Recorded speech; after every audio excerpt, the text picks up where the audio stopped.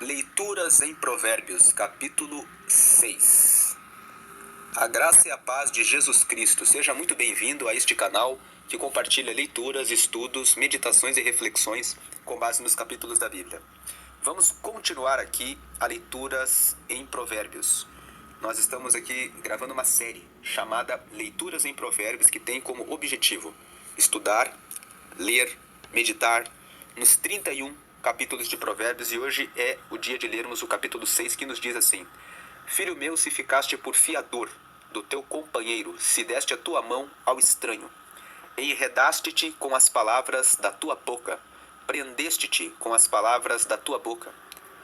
Faze, pois, isto agora, filho meu, e livra-te, pois já caíste nas mãos do teu companheiro. Vai, humilha-te e importuna o teu companheiro. Verso 4. Não dê sono aos teus olhos, nem repousa as tuas pálpebras. 5. Livra-te como a gazela da mão do caçador e como a ave da mão do passarinheiro.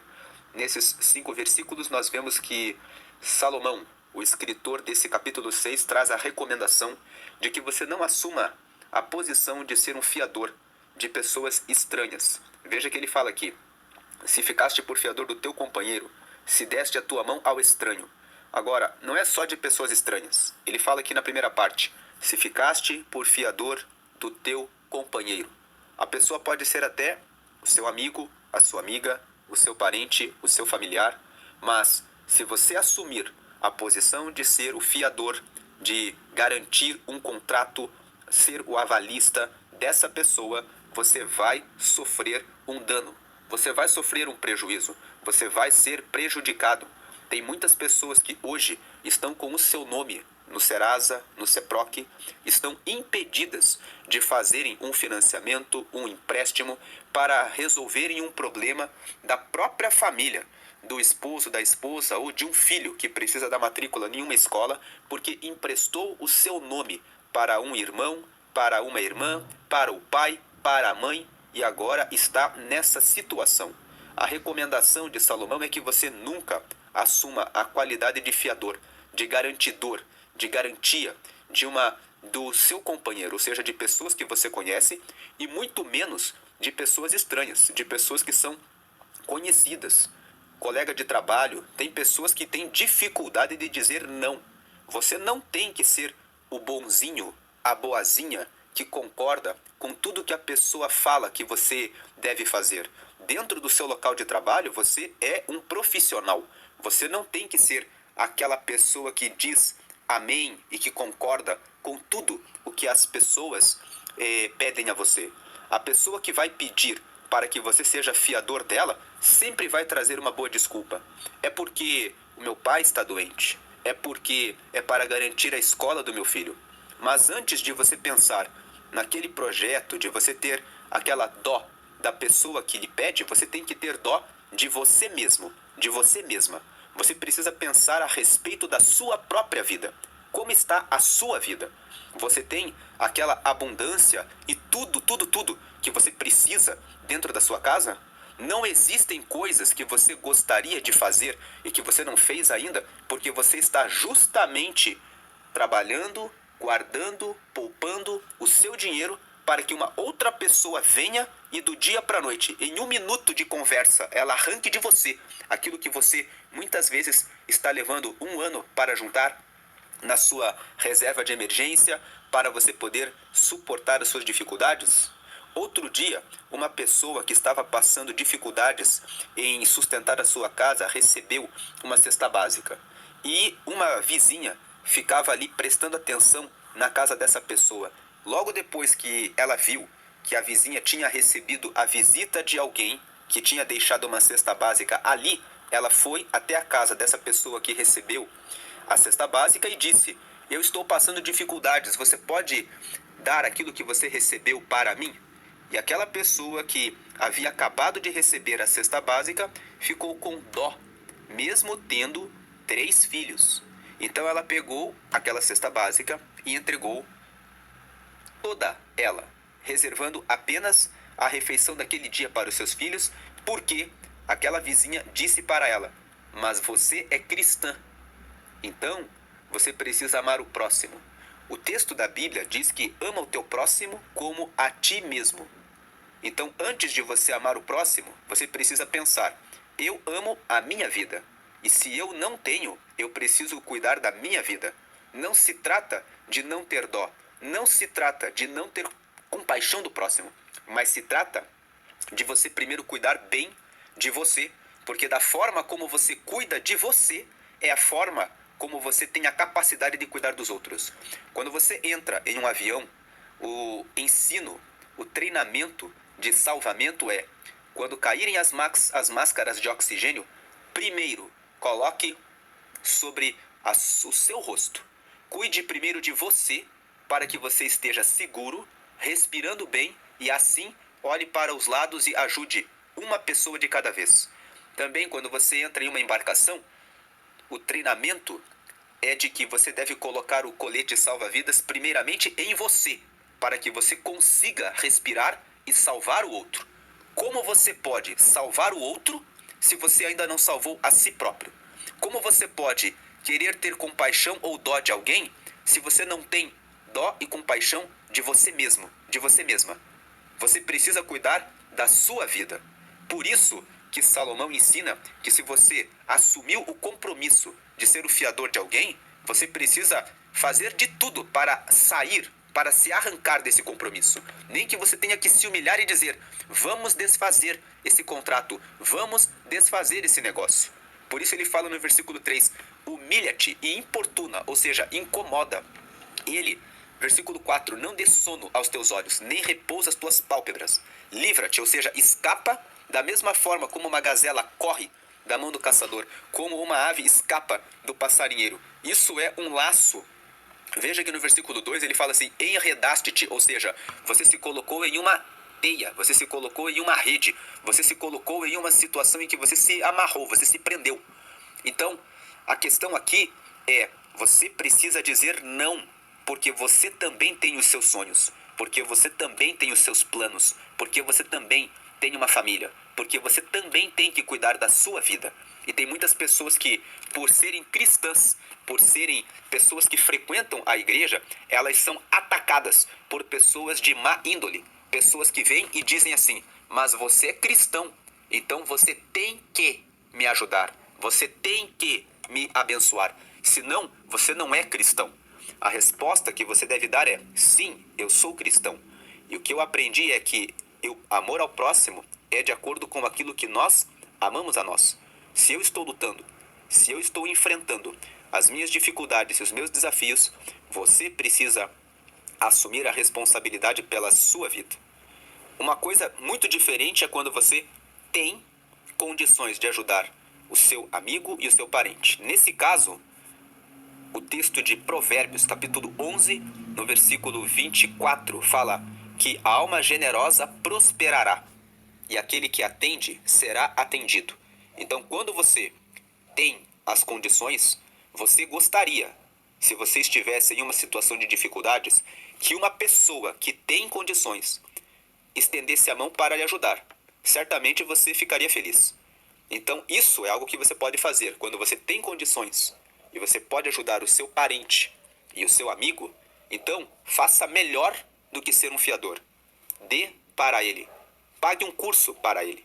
Pague aquilo que ele precisa e diga: é para que você recomece a sua vida.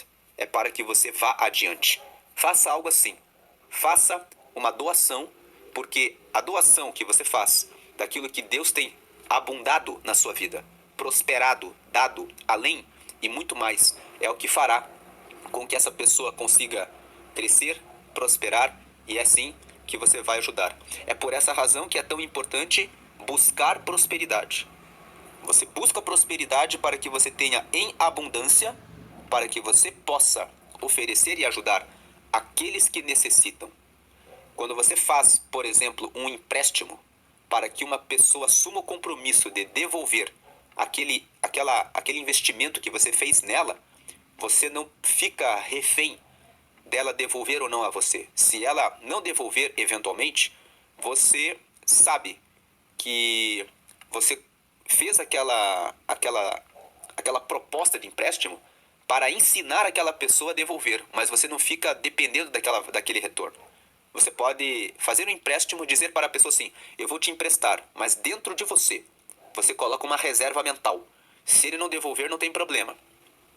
Eu sei que é possível que ela não me devolva, mas eu tenho em abundância para suportar essa situação, para pagar essa dívida, para ajudar essa pessoa, e eu estou disposto a comunicar a abundância que eu tenho recebido com essa pessoa, porque aí você não se frustra.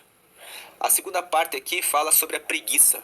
Vai ter com a formiga o preguiçoso, olha para os seus caminhos e ser sábio. Ser sábio é o seja sábio, não é? A qual não tendo superior, nem oficial, nem dominador. 8. Prepara no verão o seu pão, na cega ajunta o seu mantimento. 9. Ó preguiçoso, até quando ficarás deitado? Quando te levantarás do teu sono? Versículo 10. Um pouco de sono, um pouco tosquenejando, que significa tirando uma soneca, um pouco encruzando as mãos para estar deitado. Versículo 11. Assim te sobrevirá a tua pobreza como um ladrão e a tua necessidade como um homem armado. Esses versículos nos falam sobre a obrigação que nós temos de assumir as responsabilidades pela nossa vida.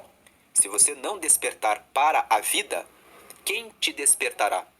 Você é total e absolutamente e o único e exclusivo responsável pela sua vida.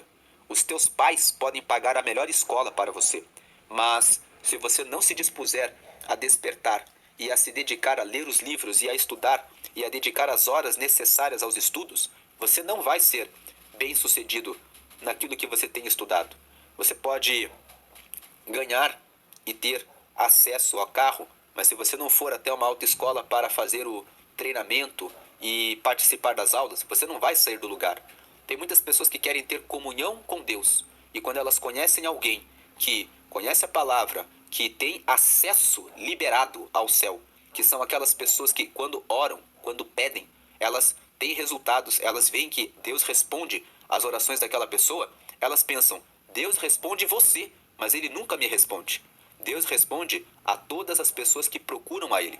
Lá em Provérbios, no capítulo 8, no versículo 17, está escrito que eu amo, vamos aqui, Provérbios 8, versículo 17. Eu amo os que me amam, e os que de madrugada me buscam me acharão. Veja que Deus ama a quem ama a ele. Quando você ama uma pessoa, você faz de tudo para estar perto dessa pessoa. E tem pessoas que sempre encontram uma justificativa para faltarem na escola bíblica dominical, para não estarem nas reuniões, para não prepararem o sermão. Existem pessoas que pregam nas igrejas e que, quando chegam ali na igreja, não têm o que dizer, porque pegam um texto pronto na internet e apresentam aquela palavra para a igreja. Como é que Deus vai usar a sua vida para comunicar uma mensagem se Ele está esperando que você fale com Ele, que você procure a Ele, que você peça a Ele? Quando nós lemos Provérbios 8,17, fala assim: eu amo aos que me amam, e os que de madrugada me buscam me encontrarão. É os que cedo, os que colocam como o primeiro objetivo. Madrugada fala daquilo que começa, que vem antes do dia. Antes de começar o dia, a pessoa já se coloca a buscar a Deus, a falar com Deus. Nós estamos falando aqui de vida espiritual. Então, a pessoa que é preguiçosa em orar, em ler a Bíblia, em apresentar uns propósitos de jejum, como por exemplo, dizer: eu vou tirar essa semana e eu vou jejuar de segunda até sexta-feira, pelo menos durante um período de 2 horas ou 3 horas. Cada pessoa deve jejuar de acordo com a sua capacidade física. Nunca queira jejuar a mesma quantidade que outra pessoa jejua. Existem pessoas que conseguem ficar 3 dias em jejum. Tem outras pessoas que não conseguem porque têm problemas no estômago ou em ou uma outra parte do corpo. Não faça isso. Quando você fizer o jejum, beba água. Se você resolver fazer sempre beba água, porque o seu corpo precisa de água. Você pode fazer o jejum de Daniel. O jejum de Daniel, ele comia apenas legumes. Durante uma semana eu vou comer apenas legumes. Vou comer apenas ovo. Não vou comer carne vermelha durante essa semana durante 7 dias. E apresente a Deus que você pode fazer um jejum de chocolate. Pegue alguma coisa que você gosta bastante e diga: Deus, eu vou jejuar durante 7 dias. Eu vou fazer este sacrifício para que eu possa ter domínio sobre o meu prazer, para que eu possa honrar ao Senhor. E junto com esse propósito de retirar alguma coisa que você gosta, acrescente a leitura de um livro da Bíblia. Leia Filipenses, tem 4 capítulos. Leia Colossenses, tem 4 capítulos. Leia o Evangelho de Mateus, tem 28 capítulos. Divida 28 capítulos em 7 dias e faça a leitura ali de 3 a 4 capítulos por dia. Em uma semana você terá lido o livro da Bíblia e terá feito um jejum. Peça a Deus em oração: Senhor, fala comigo. Assim como o Senhor fala com aquela pessoa, tu também podes falar comigo. Deus fala com todos aqueles que de madrugada buscam a Ele. Tem pessoas que querem começar uma vida saudável, mas elas nunca abandonam o excesso de comida. No almoço, elas comem além do que é necessário. Se você trabalha em uma atividade que requer bastante alimento e você gasta as calorias, não há problema. A questão é quando a pessoa vai ficar horas sentada em um local e ela come além do que é necessário. É necessário que você busque, não seja preguiçoso em preparar a sua refeição, em preparar muitas vezes a sua marmita, ao invés de ir ali no restaurante e comer tudo o que está na sua frente. Quando você vê uma abundância, uma quantidade muito grande de alimentos, o organismo, os olhos tendem a comer além do que é necessário. Coma com a sua boca, não com os seus olhos. E comer com a boca e não com os olhos começa com: vou começar um novo hábito. Eu vou preparar as minhas refeições naquilo que eu sei que é suficiente. E eu vou comer aquilo que é necessário. Porque nós não fomos feitos para viver para comida, pela comida. A comida, ela serve para nos alimentar, para nos fornecer energia, para cumprirmos propósitos. Qual o propósito que você tem na sua vida? Se tem pessoas que querem começar uma atividade esportiva e ficam olhando para a pessoa que tem saúde, que sempre corre, que sempre se exercita e ficam muitas vezes com inveja. Mas você sabe quanto esforço aquela pessoa faz? Ela acorda cedo e ela já sai, coloca os tênis e sai para fazer a sua caminhada, sai para fazer a sua corrida, sai para fazer o seu exercício. A pessoa acorda mais cedo para poder honrar a Deus, ler a palavra, fazer o seu jejum, depois coloca na sequência o seu tênis, sai para fazer a caminhada. Muitas pessoas caminham em jejum só com água, justamente para que a atividade física ative o organismo, para depois retornarem e tomarem o seu café. O que você toma no seu café da manhã? Você come em excesso? Uma omelete, um copo de iogurte são suficientes para que você tenha o seu desjejum. E muitas pessoas exageram naquilo que comem. Logo cedo estão comendo de tudo sem medida. Então, tudo isso, né? Falamos aqui da vida espiritual, falamos aqui da vida alimentar, falamos aqui da vida da prática de um esporte como uma atividade física. Tudo isso demanda aquela preguiça. O corpo não quer fazer. Ele quer ali ficar adormecido.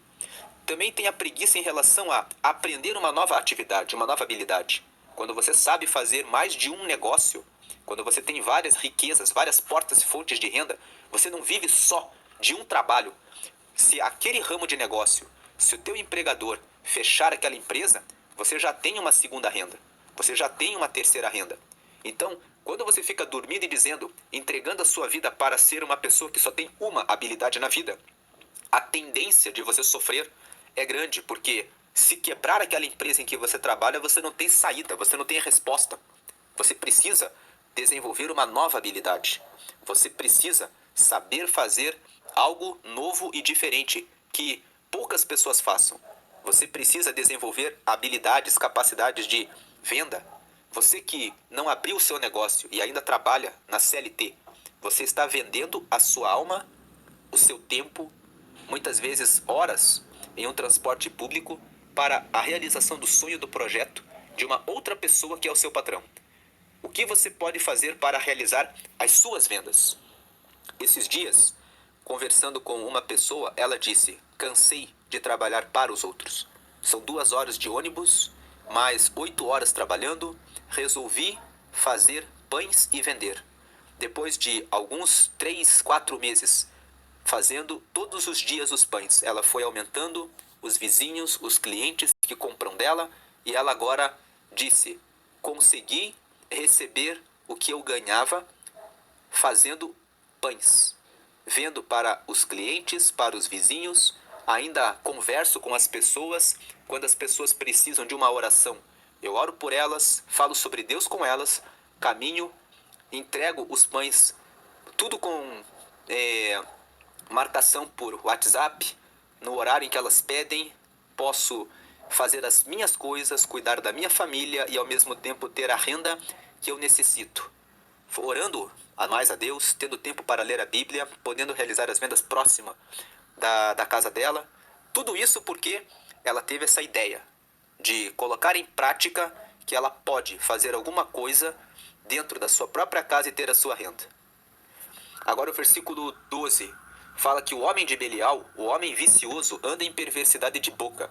13. Acena com os olhos, fala com os pés, faz sinais com os dedos. 14. Perversidade há no seu coração, todo tempo maquina mal, anda semeando contendas. 15. Pelo que a sua destruição virá repentinamente, subitamente será quebrantado sem que haja cura. Então nesses versículos 12 a 15, nós vemos que Salomão está falando do homem de Belial. O homem de Belial é o homem do diabo, é o homem que segue os caminhos da perversidade. Perversidade é aquele que é perverso, é aquele que faz o que é contrário ao que é normal. Perverso é aquilo que faz aquilo que, né, o verso do papel é aquilo que está atrás, é aquilo que se faz às ocultas, aquilo que se faz no escondido. Né? Tem uma expressão que diz assim: a minha vida é um livro aberto. Quando você é transparente, quando você é sincero, quando você é honesto, quando você é verdadeiro. O perverso, e a vida dele tudo ele deixa do lado do verso. Tudo que ele faz fica por baixo do pano. Tudo que ele faz fica atrás da folha. Na frente da folha, ele mostra uma coisa. Por trás é o que ele realmente é. Então, o homem de Belial, ele é um homem vicioso. Ele é um homem que anda com vícios, com coisas erradas. Ele acena com os olhos. É aquela pessoa que fica buscando enganar as outras. Quando ele fala acena com os olhos, é aquele que está sempre combinando com outros amigos formas de trapacear, de enganar. Ou é aquele que fica tentando conquistar a mulher do próximo. Acenar com os olhos é tanto o homem quanto a mulher, que usa o seu olhar lascivo, com flerte, com intenções impuras. Pode ser tanto trapacear em contratos, trapacear em negócios, como também nessa questão de acenar com os olhos buscando malícia, lascívia, prostituição, adultério. Também pode significar o que acena com os olhos: inveja e cobiça. Já viram aquela cena em que uma pessoa passa com um carro novo e aí depois duas pessoas estão conversando e uma olha para a outra e acena para o carro, para a pessoa que está descendo do carro, como que dizendo: olha aí a pessoa que está se achando porque está chegando com um carro novo. Se você já fez isso, acenou com os olhos para alguém com quem você estava conversando, quando você viu uma pessoa passando com algo novo, isso é o reflexo de um sentimento que se chama inveja. Por que você não luta para que você também tenha? Você também pode ter. Então, acena com os olhos. Isso é algo perverso, porque depois a pessoa vem, que é conhecida de você e da pessoa com quem você estava conversando, e cumprimenta vocês e vocês: oi, tudo bem? Carro novo? Que bom, né? Mas lá no coração, quando a pessoa chegou, você já acenou com os olhos para outra pessoa, ou a outra pessoa acenou com os olhos para você, fazendo esse reparo naquilo que a outra pessoa está conquistando. Pessoas que são produtivas, pessoas que estão ligadas com a sabedoria, são pessoas que estão focadas em prosperar e conseguirem resultados. Não seja uma pessoa viciosa que fica olhando e acenando com os olhos sobre o que as outras pessoas conseguem, sobre o que as outras pessoas têm. Não use os olhos para ficar acenando em como enganar, como trapacear o meu irmão, o meu próximo, a pessoa que eu conheço, o meu vizinho. Não use os seus olhos para ficar flertando com mulheres, com homens, mas procure um relacionamento com uma pessoa. Coloque uma folha de papel, o que você busca de uma pessoa. Coloque bons valores e princípios para que você se case com uma pessoa e tenha sua família. A palavra de Deus ensina que o homem deve ter a sua mulher e a mulher deve ter o seu marido. Paulo fala sobre isso na carta que escreveu aos Coríntios. No capítulo 7 ele fala, em 1 Coríntios no capítulo 7, que é bom que o homem tenha a sua esposa e que a esposa tenha o seu marido e que os dois sejam unidos no cumprimento dos seus propósitos. Então, não fique gastando o seu tempo com prostituição, com flertes, com essas situações. O mundo tem vivenciado pessoas que têm vivido com muita frustração, muita decepção, muita tristeza na sua vida conjugal, porque elas não colocaram um bom propósito. Nessa série de leituras em Provérbios, o último capítulo que nós gravamos, Leituras em Provérbios, no capítulo 5, nós colocamos que o relacionamento feliz existe, mas para que ele exista, isso depende das suas decisões. Quais são as decisões que você toma em relação ao que você faz? Agora, o homem vicioso, ele é aquele que fala com os pés. Fala com os pés, fala sobre aquelas pessoas que combinam sinais com os seus amigos, com os seus companheiros para enganar as outras pessoas. E usam os pés para tocar por baixo da mesa nas outras pessoas, dizendo, vamos dizer isso, vamos fazer aquilo. Depois, faz sinais com os dedos. Então, são várias formas que as pessoas de má índole usam para combinarem os seus sinais para praticar o mal. O versículo 14 fala que perversidade há no seu coração. Todo tempo, perversidade há no seu coração. Isso também nos mostra que quando nós estamos conversando com pessoas que nos abordam, precisamos prestar atenção se elas estão fazendo sinais entre umas e outras. O que aquilo pode representar? O que aquilo pode significar? Esse texto também nos ensina que nós devemos ser cautelosos quando vamos comprar um carro, um imóvel, alguma coisa que nós precisamos. Precisamos verificar se a pessoa que está nos vendendo é uma pessoa que é de boa índole, se existe uma boa reputação, um bom nome daquela empresa. Porque se você não busca referências a respeito daquela pessoa que vai prestar um serviço a você, você pode sair prejudicado.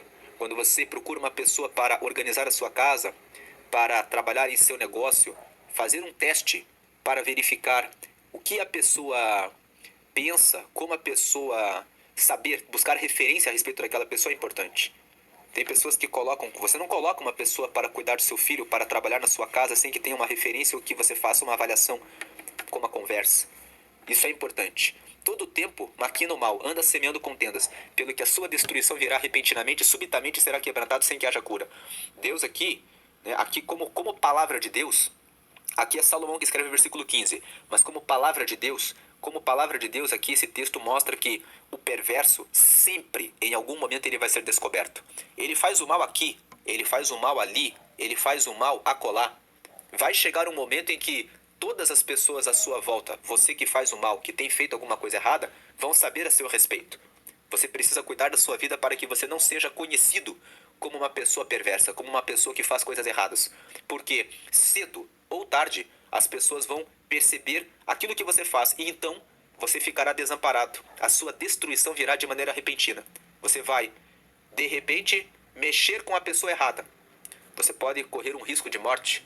Dependendo da pessoa que é enganada, dependendo da pessoa que foi lograda, ela pode querer tirar satisfação com você. Então, saia do erro. Aquele que se envolve com mulheres casadas ou que se envolve com homens casados, em algum momento você pode se deparar com um marido furioso ou com uma esposa furiosa.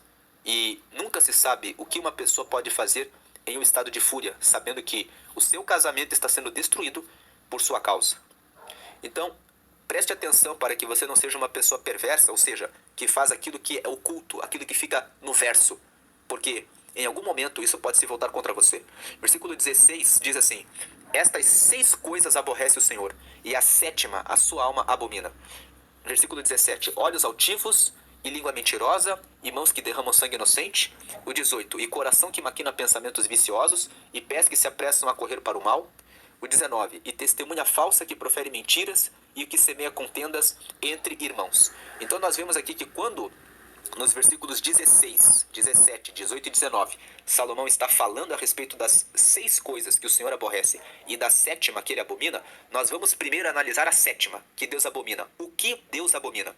O 7 é o que semeia contendas entre irmãos.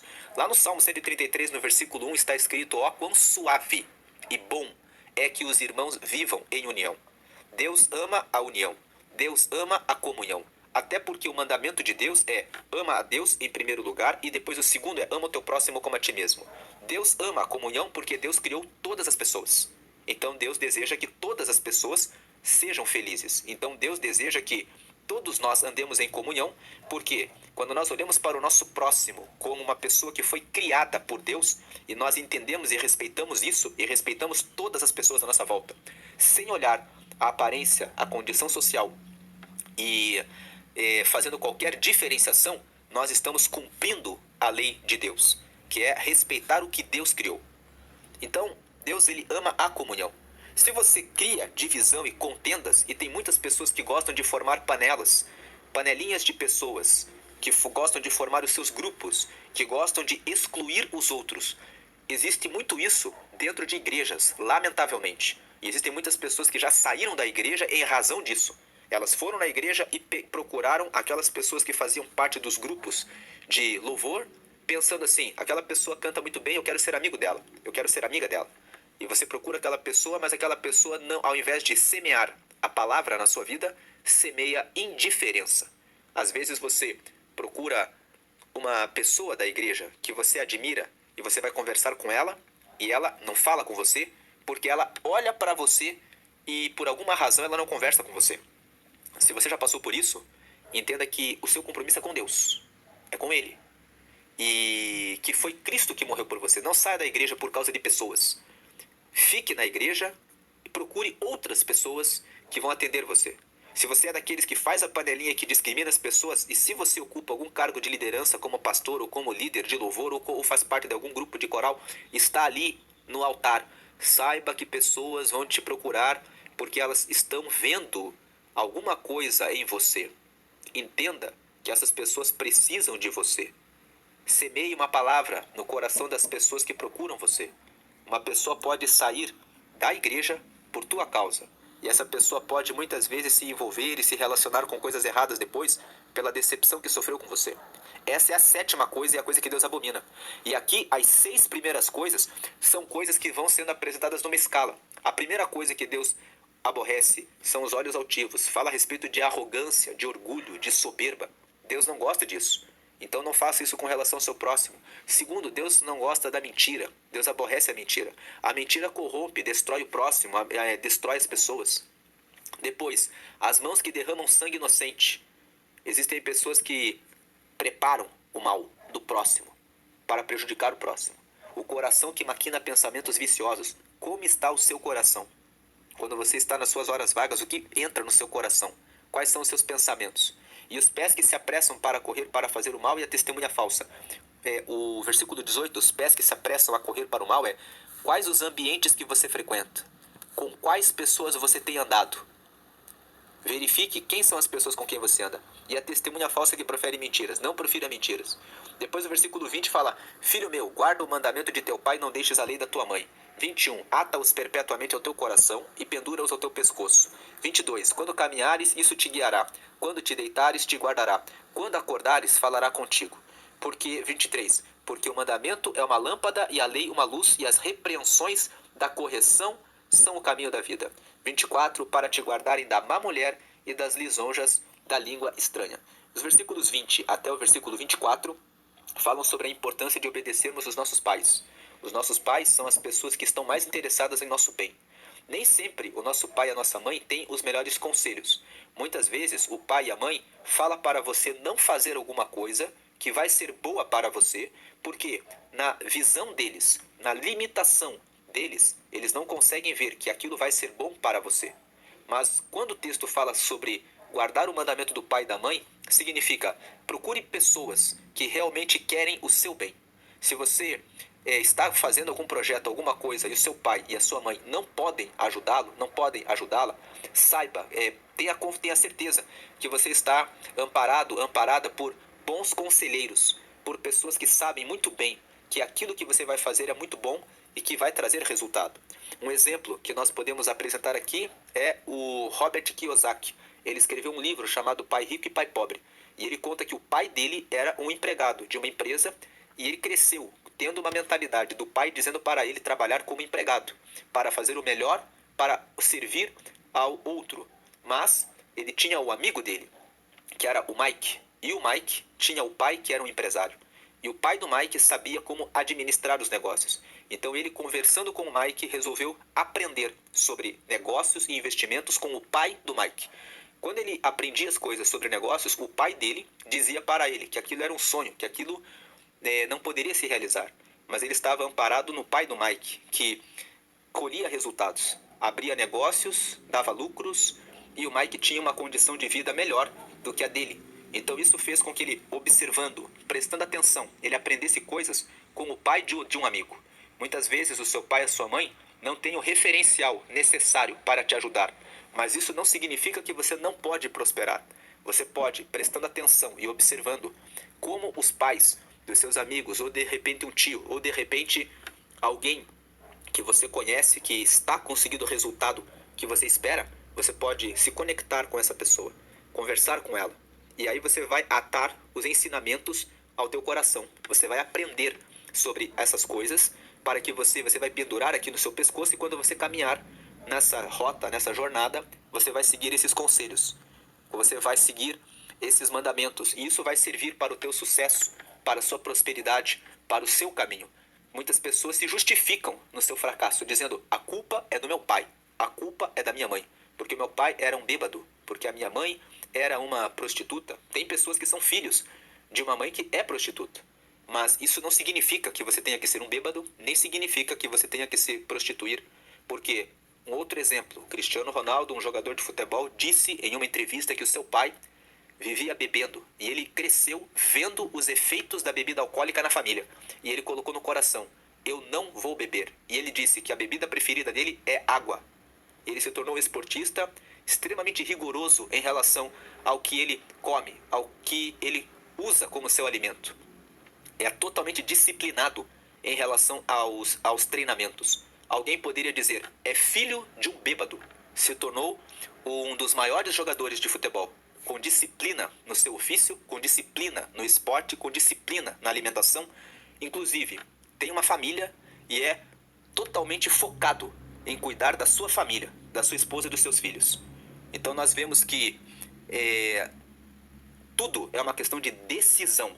O que você decide fazer? Se você buscar bons conselhos, você não precisa seguir o modelo do seu pai nem da sua mãe. Isso não é justificativa para você dizer: estou errado porque sou filho do pai errado. Aquele ditado: filho de peixinho, peixinho é mentiroso. Filho de peixinho pode ser um tubarão, pode mudar a sua vida. Se ligar com Deus, se conectar com tubarões, se conectar com pessoas que querem avançar, prosperar e crescer na vida. Então, assuma a responsabilidade pela sua vida. Veja que quando você segue nos bons conselhos, ele fala que se você ouvir o seu pai e a sua mãe e atar os conselhos ao seu pescoço, isso vai te guardar da má mulher. Tem pessoas que se envolvem com pessoas erradas no relacionamento por decisão própria. Tem pessoas que insistem em se entregar para a sua paixão. Nós precisamos entender, como seres humanos que somos, os nossos olhos são atraídos pela aparência. A aparência é uma coisa que chama a atenção. Literalmente chama a atenção. E existe a má mulher, que é aquela que sabe que usando uma roupa com decote, uma roupa mais justa, consegue captar a atenção daquele que é inocente, daquele que se deixa carregar por causa da aparência. Lá em Provérbios, no capítulo 31, o rei Lemuel mostra os conselhos que ele recebeu da mãe dele sobre como escolher uma mulher. Quais as virtudes de uma mulher para que ele possa ter um bom casamento. E nos últimos versículos ali, um deles diz assim: enganosa e vã é a formosura, mas a mulher virtuosa é a que teme ao Senhor. Então, um dos critérios para se escolher uma mulher, para se ter um casamento, é que a mulher tenha consideração por Deus. Por quê? A mulher que teme ao Senhor, que tem consideração por Deus, ela vai se dedicar a ser uma mulher que vai honrar o casamento, vai honrar o compromisso, vai honrar o matrimônio. Ela vai querer ser uma mulher fiel, uma mulher adjutora, ou seja, que é auxiliadora, que ajuda, que está junto na realização de um projeto, na construção de uma família. Mas muitas pessoas que estão, inclusive, nas igrejas, já não têm mais esse pensamento. Elas já entram na igreja pensando: se não der certo, eu divorcio. Se não der certo, eu separo. Se você começa um relacionamento já pensando, já antevendo uma separação ou um divórcio, então você está no caminho errado. Faça as coisas para darem certo. Não comece algo com projeção de resultados errados e falhos. Se você começa algo com um projeto e inclui no projeto o fracasso, então você já colocou um pé na porta do fracasso. Saia desse caminho para te guardarem da má mulher e das lisonjas da língua estranha. Aquela mulher que vem com elogios, que é uma pessoa que aparece de repente no seu caminho e que destrói casamentos. Quantos casamentos foram destruídos assim? O marido vem e fala assim: conheci a fulana, ela apareceu na minha vida de maneira repentina, foi de repente, foi num passeio, de repente os meus olhos viram ela e o meu coração se apegou a ela. E essa pessoa veio porque olhou, fisgou e você se deixou carregar e abandonou o projeto do seu relacionamento, da sua vida. Já fizemos a leitura de Provérbios capítulo 5, lá no capítulo 5 ele fala que a mulher da sua mocidade te sacie todos os dias da sua vida. Ou seja, que você consiga descobrir, redescobrir novas habilidades, novos dons, que você descubra a pessoa com quem você está. Que você possa descobrir sempre algo novo. Por isso é importante que as pessoas sempre estejam estudando, se atualizando, aprendendo coisas novas, criando coisas novas com seu marido, com a sua esposa. Façam uma viagem para uma cidade que vocês nunca foram, para descobrirem coisas novas, juntos, para que vocês tenham sobre o que conversar, para que vocês comecem um negócio juntos, incentivem um ao outro, para que vocês não caiam numa situação de monotonia, numa situação em que tudo é o mesmo, em que o seu marido não tenha mais nada a ver em você, em que a sua esposa não tenha mais nada a ver em você, mas que você desenvolva novos talentos, novas habilidades, aprenda um instrumento musical, aprenda um idioma, se proponham a aprender a pintar uma tela, façam coisas juntos, coloquem os filhos, tenham projetos que são só entre vocês, coisas que são só entre marido e mulher, e coisas que são só com os filhos. E se vocês têm mais de um filho, é necessário reservar um tempo de cada um de vocês com cada um dos filhos. Cada um dos filhos tem uma necessidade específica, eles não são todos iguais. Eles são diferentes, têm necessidades diferentes. Versículo 25. Não cobices no teu coração a sua formosura, nem te prendas com os seus olhos. Olha o conselho aqui para a mulher estranha que aparece. Vi no mercado aquela mulher, de repente ela apareceu no meu caminho e eu descobri que eu já não amava mais a minha esposa, então eu entrei nesse relacionamento e foi um relacionamento incrível e agora estou preso nisso. Fuja dessas tentações. São tentações para que você abandone a mulher da sua mocidade, para que você abandone o seu marido. Muitas vezes, o que essa pessoa está vendo em você? Porque só o fato dela colocar os olhos numa pessoa que já tem um comprometimento e de avançar nisso, mostra o caráter, a índole que essa pessoa tem. Essa pessoa não respeita as outras pessoas. Ela tem um pensamento exclusivamente voltado para si própria. No primeiro minuto em que ela abrir os olhos e encontrar alguma outra pessoa mais interessante do que você, ela não vai pensar duas vezes. Aquilo que ela fez com você, ela faz em relação ao seu casamento, ela faz com você, quando você estiver com essa pessoa. Versículo 26. Porque por causa de uma mulher prostituta se chega a pedir um bocado de pão, e a adúltera anda à caça de preciosa vida. Veja que o versículo 26 fala: por causa de uma mulher prostituta se chega a pedir um bocado de pão. Então, tem homens que perderam o equilíbrio por causa de uma mulher, por causa de uma paixão. Venderam tudo, entregaram para essa mulher, e de repente essa mulher se foi com um outro homem. Tem homens que perderam a casa, perderam tudo, porque ficaram com juras e promessas de uma mulher prostituta. O texto fala: mulheres que agem assim são prostitutas e adúlteras, andam à caça de preciosa vida. Preste atenção em tudo que você tem, que você construiu ao longo da sua vida, que tem valor. Tem pessoas que colocam isso a perder. Por quê? Porque deixaram de seguir o mandamento. Veja que toda essa sequência começa no versículo 20 até o versículo 24, que fala sobre prestar atenção nos conselhos, prestar atenção no que os pais ensinam.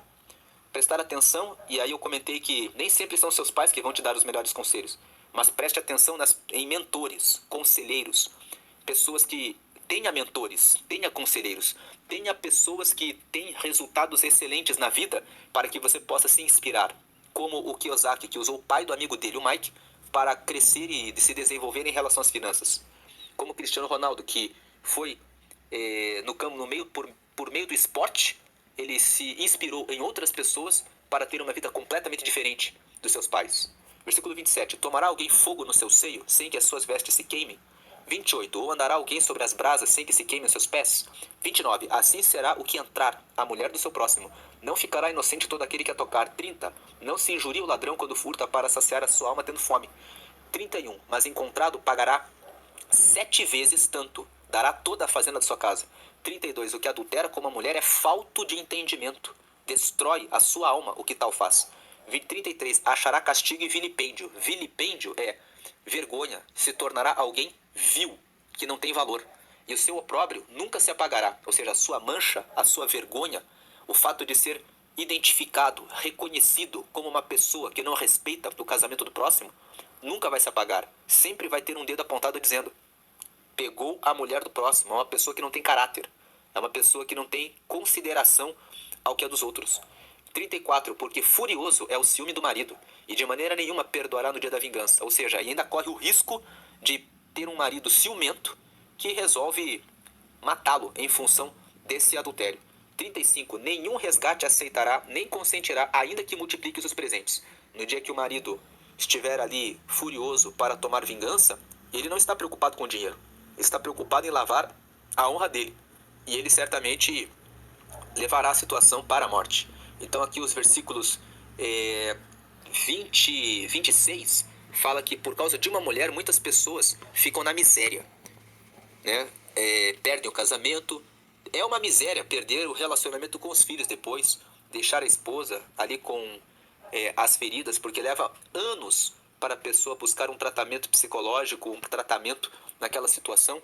E depois o versículo 27 até o versículo 35 fala sobre não ser tolo, não ser alguém que tem falta de entendimento de praticar o adultério. Porque aquele que pratica o adultério coloca uma mancha na sua vida. O adultério mostra que a pessoa não respeita contrato, não respeita lealdade, fidelidade. Tem pessoas, inclusive, no campo empresarial que não fazem sociedade com quem traiu o marido ou esposa. Porque eles dizem assim: se a pessoa trai a pessoa com quem ela dorme, imagine o que ela não é capaz de fazer em um negócio quando se refere a dinheiro. Quem não é fiel no relacionamento que tem com uma pessoa, com quem casou, com quem estabeleceu um relacionamento, não é uma pessoa confiável para fazer negócios. Então, essas são as leituras de Provérbios capítulo 6. Que Deus abençoe a sua vida, que você possa ser próspero, abundante, cresça na sua comunhão com Deus, no relacionamento com a sua família, com seus filhos, com seu cônjuge, e que você frutifique. Se você está desanimado porque alguém te disse alguma coisa ruim, saiba que antes dessa pessoa foi Cristo que morreu por nós, deu a sua vida, e ele, sendo o próprio Deus, assumiu a forma de homem, morreu na cruz, sendo humilhado para ressuscitar e trazer uma vida abundante para todos os que confiam nele. Leia a palavra de Deus. Busque a leitura da palavra de Deus. Preste atenção no que Deus tem reservado para a sua vida, porque certamente ele tem o melhor reservado para você, em todas as áreas, no espiritual, na alimentação, no esporte, na sua velhice. Você precisa cuidar da sua vida em todas as partes, na sua comunhão com Deus, na sua alimentação. Se você bebe refrigerante, troque isso, coloque água. Bata fruta com água. Bata morango com água, sem colocar açúcar. No primeiro dia vai ser insuportável, mas no segundo, no terceiro dia, você verá que o seu organismo se habitua. Remova o café, remova o açúcar do café, diminua o consumo do café. Tome café apenas até as 14 horas e depois vá acostumando o seu organismo a ser mais limpo. Tudo isso vai trazer uma boa velhice. Tudo isso você colhe da leitura da palavra de Deus. A palavra de Deus é vida, vida e vida abundante, que é o que o Senhor tem para todos os que confiam e esperam nele. Deus abençoe a todos, amém.